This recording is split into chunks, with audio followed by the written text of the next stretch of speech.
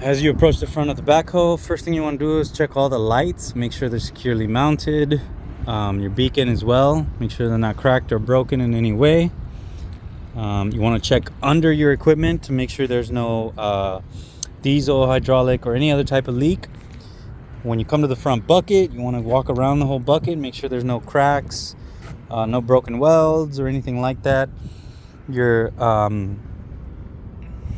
cutting edge, you want to make sure that it's not overly worn, that the nuts and bolts are in place, and that it's securely tightened.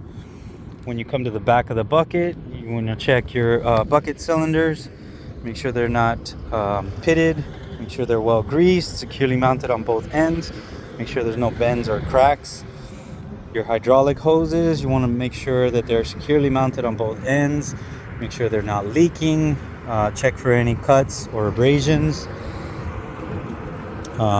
This is your boom or lift arm. This is your lift arm link and your lift arm cylinder. Check for any pitting, make sure it's securely mounted on both ends, not bent or cracked. Make sure it's well greased. Check for pitting as well. Over here you have your lift arm cylinder. Same thing, check for pitting, make sure it's well greased, make sure there's no bends or cracks.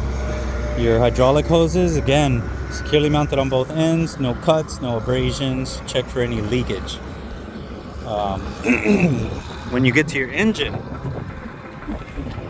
at the engine, you want to check for your engine oil levels, your transmission oil levels, your coolant, your hydraulic oil, and your window wiper fluid. Make sure those are filled to the proper level. When you get to your wheel, you want to make sure there's plenty of tire tread. Make sure the wheels are filled to the recommended PSI. And your wheels, that's your tires. Your wheels, you want to make sure there's no bends, cracks of any kind. Make sure all of your lug nuts are secured tightly in place. And you want to make sure that your axle is filled to the proper oil level. Inside, you can take a quick glance, make sure nothing's broken, missing, make sure you don't have any leaks. Here you want to check your steps, make sure your steps are securely mounted, make sure there's no cracks or missing parts of any kind. Your handlebars, make sure those are securely tightened so that you have 3 points of contact and you avoid accidents. Your fuel cap, make sure that's securely tightened and not missing any hardware. When you get to your cab, you want to do a full walk around. Check your rollover protection structure. Make sure it's not bent, cracked, broken in any way. Check your windows. Make sure they have no cracks. Make sure they're securely mounted, as well as your window seals. Make sure those aren't torn or loose in any way. Your window wipers, make sure they aren't overly worn. Make sure they're not missing any hardware, securely mounted and in proper working order. Inside, you want to make sure you have your fire extinguisher with the pin in place and your reflective triangles in case you need them for safety reasons. Rear tire, same as the front. You want to make sure you have plenty of tread. You want to make sure it's filled to the recommended PSI. You want to make sure there's no cuts, bulges, or abrasions on the tire. On the wheel, you want to make sure there's no bends or cracks. All the lug nuts are secured tightly in place. And again, your axle housing, you want to make sure it's filled to the proper oil level. Here you have your stabilizer arms. You want to make sure they're not bent, cracked in any way. Make sure there's plenty of rubber underneath, securely mounted to avoid any damage. Make sure all your pins are in place along with the retainers. Here you have your stabilizer arm cylinder. You want to make sure it's properly greased. Make sure there's no bends or cracks and there's no pitting on the cylinder. Here you have your swing